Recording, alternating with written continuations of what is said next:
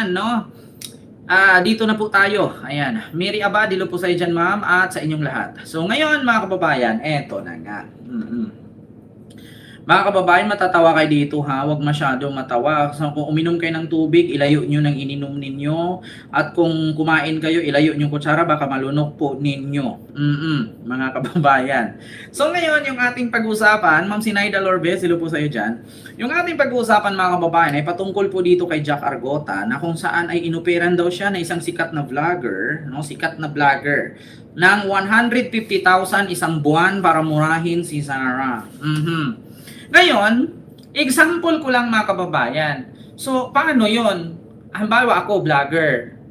Tapos, yung aking pinanser si Romualdez. O sige, sabihin natin. Pinanser ko si Romualdez, ako vlogger, inupiran ko si Jack Argota para murahin si Sarah. Kasi kung naalala ninyo mga kababayan, di ba? Si Sarah at si Romualdez nagbanatan. Tinawag nga ni Sarah si Romualdez na tambaluslos. O syempre, kung gagawin man ni Romualdez na, ito Kent, magaling ka na vlogger, sikat ka na vlogger, o operan mo si Jack Argota 150k. So anong gagawin? Ipamura mo si Sarah. Ngayon, kung ganun katanga yung politiko na financer ko at i-offer ko kay Jack Argota 150k para murahin si Sarah, siyempre, kung ako vlogger, magre-react ako. Sasabihin ko, speaker, ano pong nakain nyo? Sabihin ni Romualdez, wag ka na magreklamo. Bayaran mo siya, murahin mo si Sarah. Ano pong nakain ninyo? Bakit po kayo magbayad ng isang vlogger na ngongo, na bingot, na hindi maintindihan magsalita, tapos bayaran mo 150k para murahin si Sarah? Para saan po ba yan? Para magising ang taong bayan? Para malinis ang pangalan mo mula sa bintang ni Sarah? O para pagtawanan yung vlogger? Diba? Kasi mga kababayan, ang sabi ni Jack Argota sa isang interview sa News 5, ito po mga kababayan, pakinggan natin. Pakinggan natin yung sinabi ni Jack Argota. Mga kababayan, tawang-tawa ako dito, animal. Yeah? Ang sabi kasi niya, binayaran daw siya ng 150? 150. Ito ba yun? Wait lang ha, para makita natin. Ito ba yun mga kababayan? Wait lang. Ito. Okay. Kaya na bulawa. Ano meron? Nagagulit. Ano ba? Nagagulit ko ba? Ito. Alam ko na ng sikat na vlogger. Okay. Kilala vlogger. Ano meron? Nagagulit. Ano ba? Nagagulit ko ba? Ako ba? Bakit na tama? Mumurahin mo lang sa sana. 150,000. Isang mura lang yun. Mumurahin ko 1 month. Alam ko na ng sikat na vlogger. Okay. Kilala vlogger. Ano meron? Nagagulit. Ano ba? Nagagulit ko ba? Ako ba? Bakit na tama? Mumurahin mo lang sa sana. 150,000. Isang mura lang yun. Mumurahin ko 1 month. Ngayon mga kababayan, dahil sa reaksyon ni Jack Argota, ako po, no, ako bilang isang vlogger, no, hindi naman po, ito halimbawa, pinanser ko si Romualdez, yun, in-example ko na sa inyo. Kailan po naging baliw at tanga yung financer ko na politiko para i-offer ko kay Jack Argota ang 150k para murahin si Sarah? Sa dinami-dami pong vlogger na magaling magbigkas ng word, yung hindi ka mahlilito at siyempre pag sinabi, nang ina mo baka ang pagkaintindi pa ng mga taong nanonood, sasabihin nila, muta mo Sarah, muta ina mo muta mo Sarah na mula, di ba? Imbes na yung tao, kung ako politiko na kalaban ni Sarah at magbayad lang din naman ako ng ngungo, wag na. Wag na, oy. Bakit? Biruin mo yan, ha? Magbayad ka na nga lang ng vlogger para murahin si Sarah, ngungo pa. Tangina, walang reputasyon yun. Kumbaga, parang lata yun. Pag ibenta mo sa pawn shop, hindi tinatanggap. Bakit? Lata. Walang karats. Di ba? Ewan ko ba, bakit may mga ganyan mga kababayan. Nagtaka nga din ako sa SMNI. Ganyan ba sila kumuha ng standard? Ganyan ba ang standard ng SMNI? Kumukuha ka ng vlogger, tapos bingot? Kumukuha ka ng host, bingot? Ano to, comedy? Di ba? At saka, bago si Jack Argota magsabi ng ganyan, pangalanan niya yung vlogger. Diba? Pangalanan mo yung vlogger, ilabas mo yung pangalan. Kasi bakit? Bakit ka natatakot na ibigkas ang pangalan ng vlogger na nag-offer sa'yo? Eh, siyempre si Sarah, naririnig ni Sarah, yan pwedeng kasuhan ni Sarah yun. Oh. Eh, bakit hindi mo pangalanan? Diba?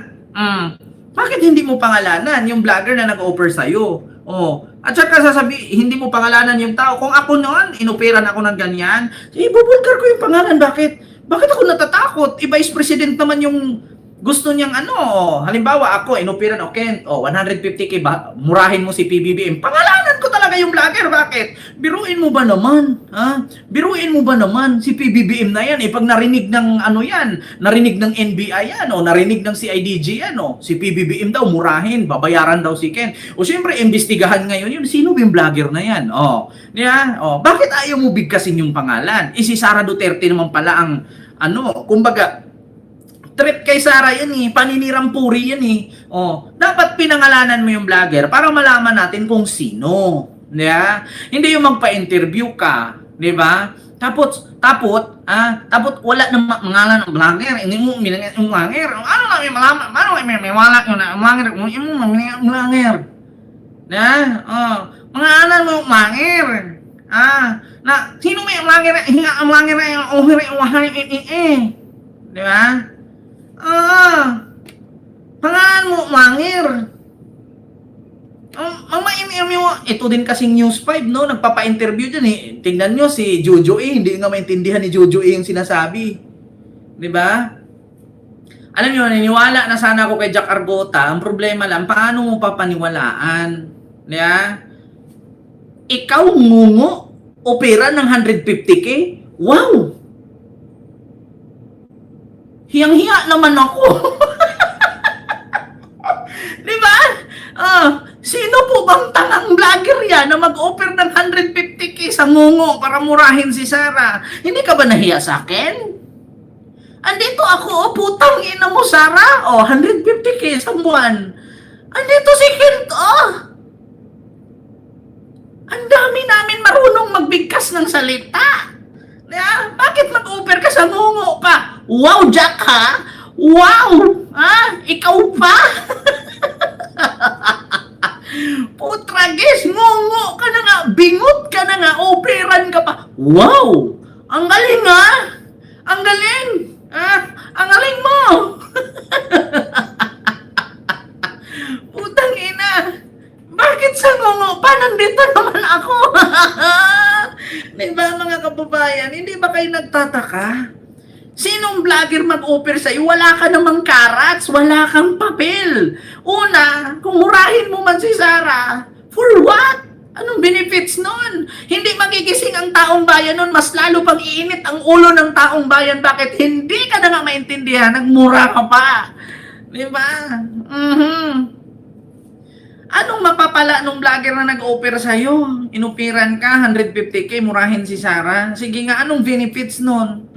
Una, pag nagmura ka, walang mapapala ang taong bayan doon sa mura mo. Bakit? Hindi naintindihan.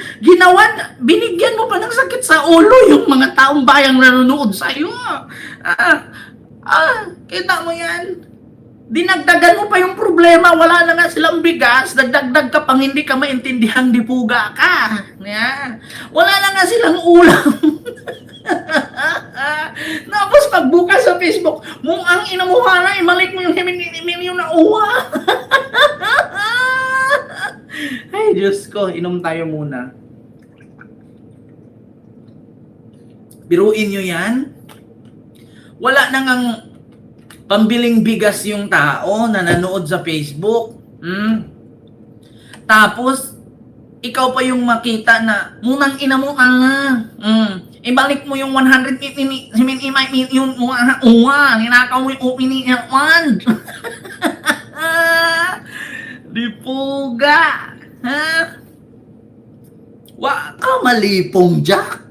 Alam mo, minsan ito si Jack Arguta, maniwala na sana ako Kaso lang di ko maintindihan Di ba? Mga kababayan, alam mo, tinatarantado mo, Jack, yung mga Jack, tinatarantado nyo ng banateros yung mga DDS Sa totoo lang, tinatarantado nyo talaga. Yan ang literal.